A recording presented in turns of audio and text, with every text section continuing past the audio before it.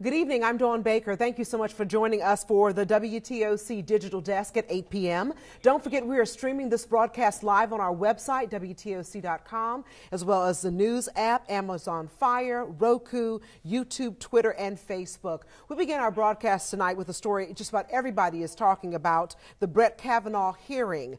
Dr. Christine Blasey Ford told a Senate panel that she is 100% certain that the Supreme Court nominee sexually assaulted her when they were both in high school. Judge Kavanaugh's testimony is now underway. It was just wrapped up, and he is forcefully denying all those allegations. Nicole Killian has the very latest from Capitol Hill. My family and my name have been totally and permanently destroyed. Judge Brett Kavanaugh at times angrily and emphatically denied the allegation against him that he sexually assaulted Dr. Christine Blasey Ford when the two were Maryland high school students in the 1980s, telling the Senate Judiciary Committee, "I've never sexually assaulted Dr. Ford or anyone." When asked whether he would welcome an FBI investigation into the allegations, I wanted to be here the next day. It's an outrage that I was not allowed to come and immediately defend my name and say, I didn't do this. Kavanaugh detailed his meticulous calendar-keeping habit as proof of his innocence. My calendar shows all but definitively that I was not there. He teared up when he talked about his family and female friends who sent him messages of encouragement before his testimony. The details about that night that bring me here today are the ones I will never forget. Earlier, Dr. Christine Blasey Ford told the panel how Kavanaugh assaulted her when both were teenagers. I was pushed onto the bed, and Brett got on top of me. He began running his hands over my body and grinding into me.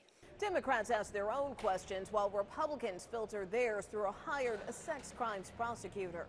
During nearly 4 hours of testimony, Christine Blasey Ford described her most vivid memory involving Kavanaugh and his friend Mark Judge. The uproarious laughter between the two, and they're having fun at my expense. She told the panel she struggled with the decision to come forward, but felt it was her responsibility to tell the truth. Apart from the assault itself, these past couple of weeks have been the hardest of my life.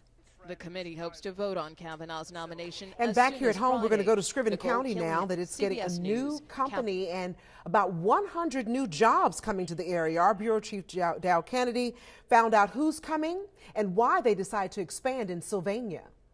Getting the grass mowed down will be just the first step of site preparation for a $12 million plant here in Sylvania.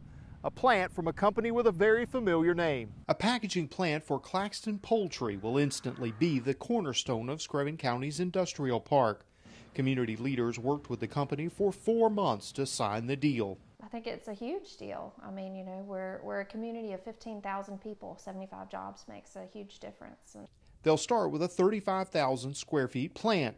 Local leaders say they hope it grows from there. We feel like this is hopefully a first stage, and this will be a building block on more things to come. Bacon says they've been a good fit for medium-sized companies with roads to Augusta and Savannah and a workforce that brings employers here. Well, they're expanding their footprint in many ways, so this isn't taking anything away from their facility in Claxton. It's just an expansion. And of course, we'll keep you updated as the hiring process gets closer and closer. In Sylvania, Dow Kennedy, WTOC News.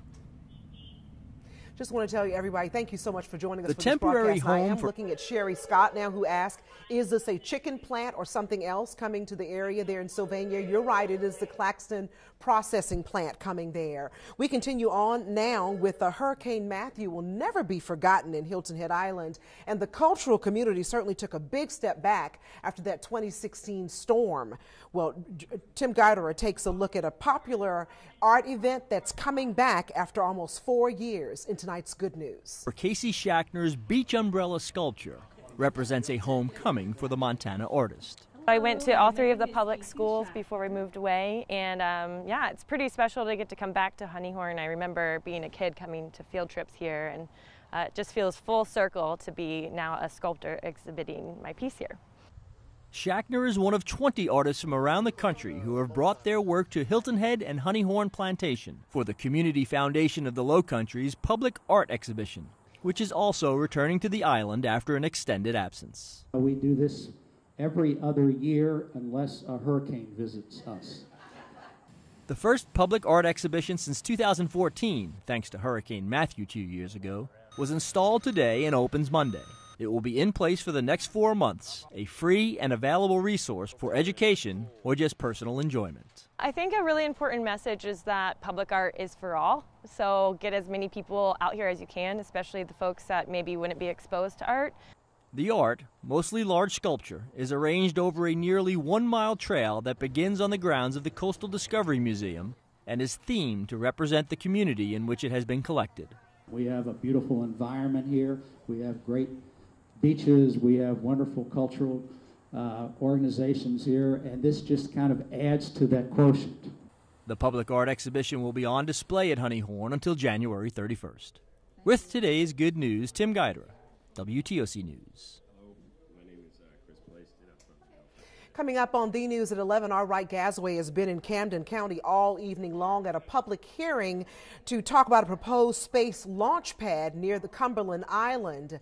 He is coming back on the road. You have the very latest about what developed out of that meeting. And also our Danielle Lewan has been in the Low Country throughout the day, bringing us the very latest about that Buford restaurant owner who has now been arrested and charged with sexual assault after several of his employees accused him of that act. We'll have those stories and a whole lot more coming up tonight on The News at 11. And don't forget to come on back for our next digital cast at 9 p.m. Jamie Erda will have your First Alert complete forecast coming up then. Thank you so much for joining us. Have a wonderful night, everyone.